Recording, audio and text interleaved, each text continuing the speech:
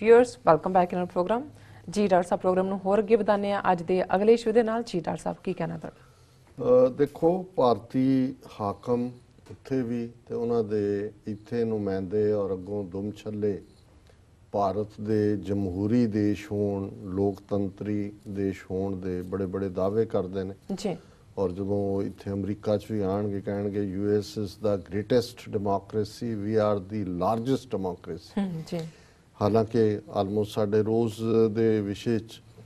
ਉੱਥੋਂ ਦੀ ਹਕੀਕਤ ਬਿਆਨ ਹੁੰਦੀ ਹੈ ਵੀ ਇਹ ਕਿਸ ਕਿਸਮ ਦੀ ਜਮਹੂਰੀਅਤ ਹੈ।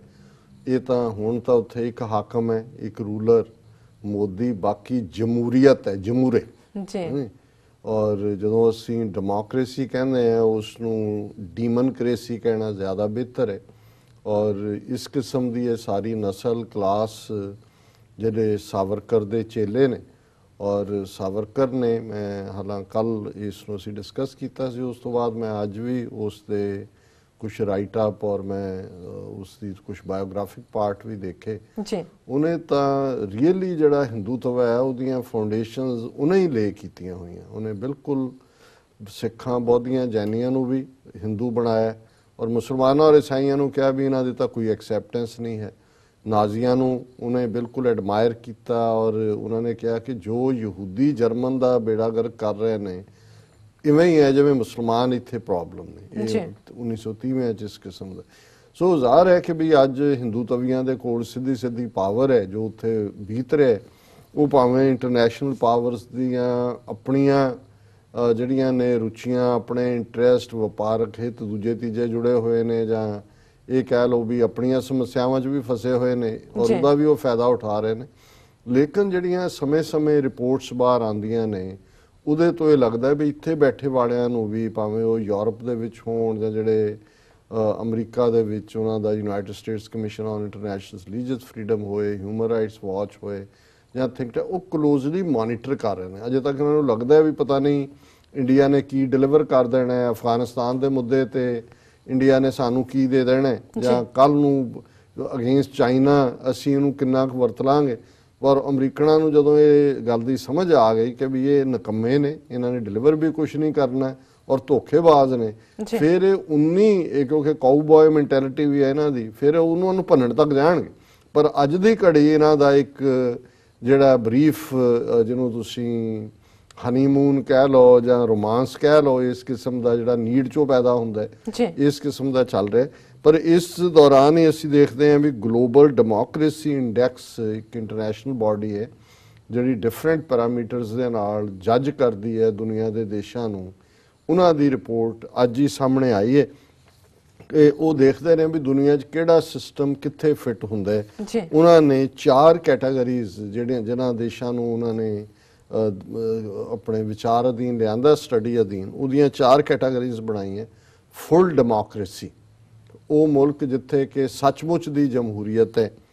ਫਲॉड ਡੈਮੋਕ੍ਰੇਸੀ ਫਲॉ ਹੁੰਦਾ ਨੁਕਸ ਕਿ ਨੁਕਸ ਭਰੀਆਂ ਇਹਨੂੰ ਜਿਹੜਾ ਹੈ ਜਿਹਦੇ 'ਚ ਨੁਕਸ ਹੈ ਨੁਕਸਾਈ ਹੋਈ ਜਾਂ ਨੁਕਸੇ ਜਮਹੂਰੀਅਤ। ਹਾਈਬ੍ਰਿਡ ਰਜੀਮ ਕਿ ਜਿੱਥੇ ਡੈਮੋਕ੍ਰੇਸੀ ਤੇ ਅਥੋਰੀਟੇਰੀਅਨ ਦੂਜੇ ਦਾ ਮਿਕਸਚਰ ਹੈ ਜਿਵੇਂ ਹੁਣ ਹਾਈਬ੍ਰਿਡ ਗੱਡੀਆਂ ਦੌੜਦੀਆਂ ਇੱਥੇ ਔਰ ਅਥੋਰੀਟੇਰੀਅਨ ਰਜੀਮ ਜਿੱਥੇ ਸਿੱਧੀ ਡਿਕਟੇਟਰਸ਼ਿਪ ਹੈ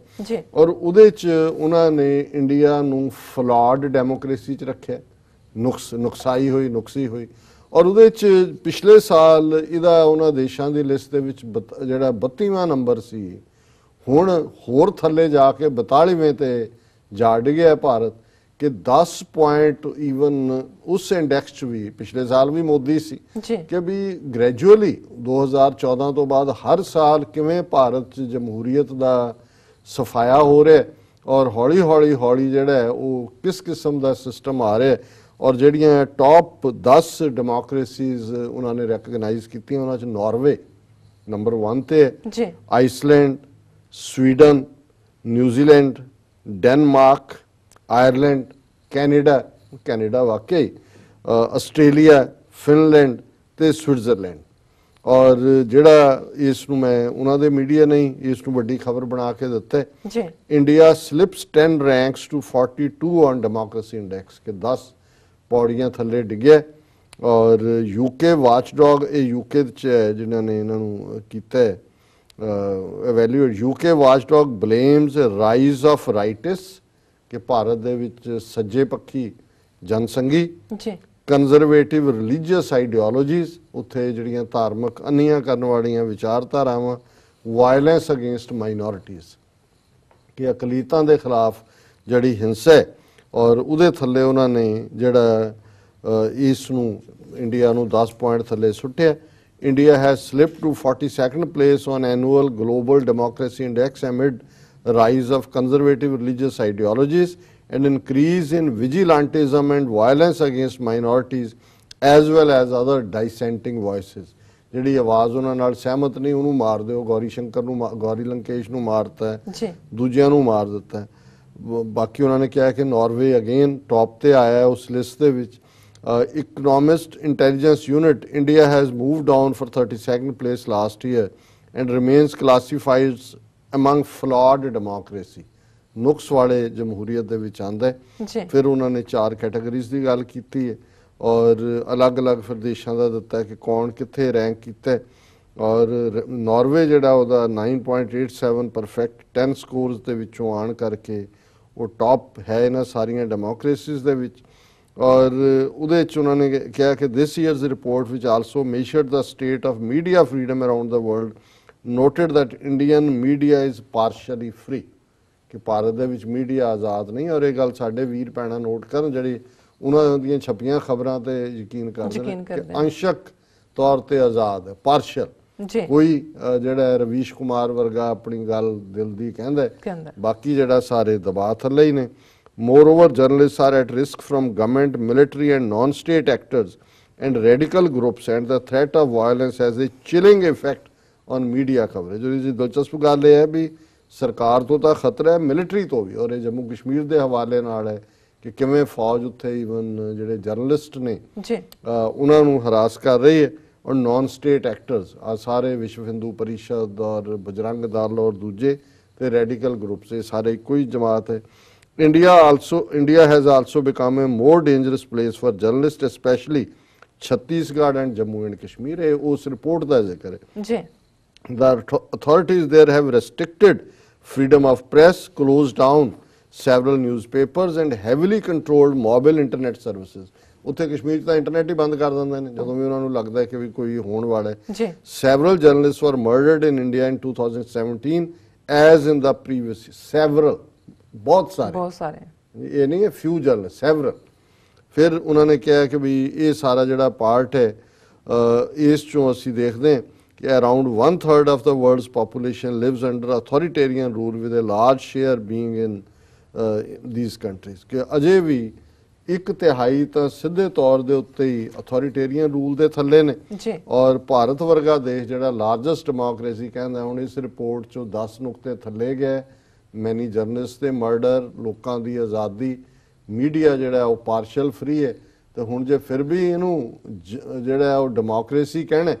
ਤੇ ਫਿਰ ਮੈਂ ਸਮਝਦਾ ਵੀ ਉਹਨਾਂ ਲੋਕਾਂ ਦਾ ਤੁਸੀਂ ਕੀ ਕਰ ਸਕਦੇ ਹੋ ਪਰ ਇਹ ਚੰਗੀ ਗੱਲ ਹੈ ਵੀ ਐਟਲੀਸਟ